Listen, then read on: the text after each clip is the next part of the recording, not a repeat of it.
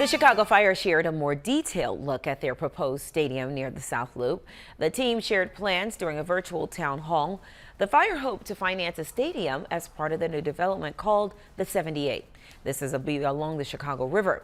Those plans call for a stadium with a seating capacity of around 22,000 fans, which could potentially also host concerts and other events as well. Dave Baldwin, president of the Chicago Fire Football Club, is here to talk more about it. Dave, good to see you. Good morning. Great to be here. It's Thanks really so much. nice to have you. So the funding for the stadium is private. The infrastructure is still using tax dollars. Yeah, it's a good point. So Joe Mansueto, the owner of the Chicago Fire, announced 2 weeks ago in an advertisement that we took out in the Chicago Tribune and the Sun-Times that he is excited to privately finance a stadium at the 78, which is at the River and Roosevelt. And as part of that development, there's a TIF that's already in place, and there will actually be a reduction in TIF dollars that will help fund some of the infrastructure that has to go into that site, regardless of what gets developed there. But the stadium will all be paid for by Joe, which is amazing. Why is that all considered? Why do you think that's still a win for Chicago?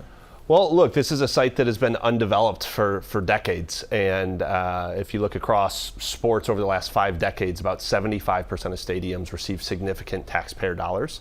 And this is not that. There's really not a lot to not like about this site or about this opportunity that Joe's paying for. A lot of promises here, affordable housing, new parks, riverfront upgrades. How do you make sure all of this actually happens? Yeah, so working with a world-class developer in Related, right? So they had a PD in place already to develop that land. They've been working on this for the last decade, and unfortunately, due to a variety of reasons, it sort of has sat undeveloped. And so working closely with their president, Kurt Bailey, and the team there, Joe has decided to go in and really be the catalyst for that. And I think it's going to be great because it's going to lead to thousands of new jobs, construction jobs on our stadium, then thousands of jobs on the construction that will take place thereafter as the rest of the site gets to be developed. We heard from some people last night at the town hall talk about some of their concerns, affordability things remaining affordable, traffic, the impact on other neighborhoods. When you hear that, what do you think?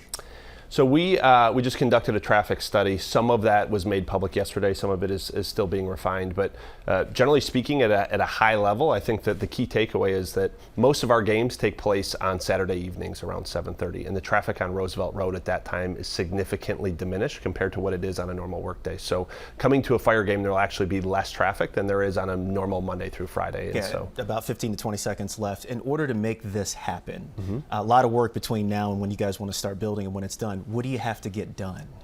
I think for the Fire, we're ready to go. We're excited to get a shovel in the ground. We're working really closely with the local electeds to ensure that all the zoning and entitlements are on pace and everything's ready to go. But we're really excited to hopefully be open for the 28th season. Dave, nice to have you this morning. Yeah, thank you so much. Appreciate you dropping by. Thank Absolutely. you very much. President of the Chicago Fire Football Club.